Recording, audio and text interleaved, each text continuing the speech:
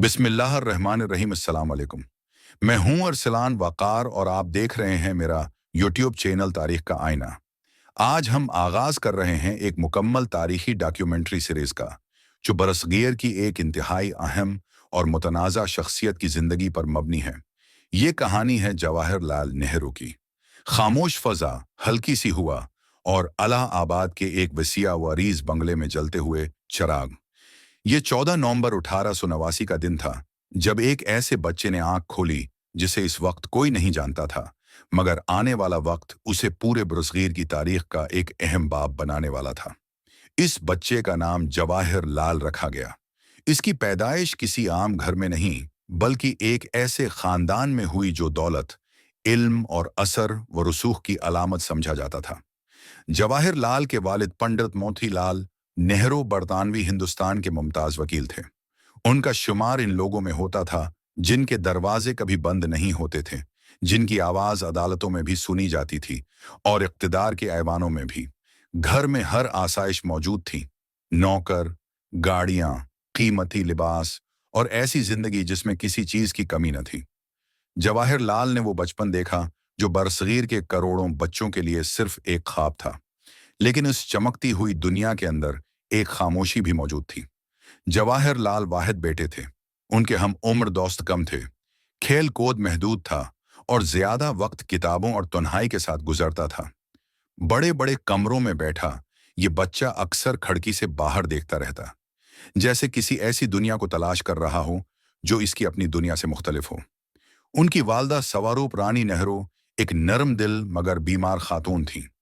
माँ की कमजोर सेहत और घरेलू मसरूफियात ने जवाहर लाल के दिल में एक ऐसा खला पैदा किया जिसे कोई दौलत पर नहीं कर सकती थी।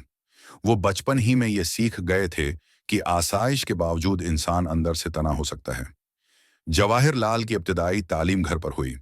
उसातिज़ा गैर मुल्की थे और नुसाब ऐसा था जो मकामी तहजीब से ज्यादा बैरूनी दुनिया को बयान करता था।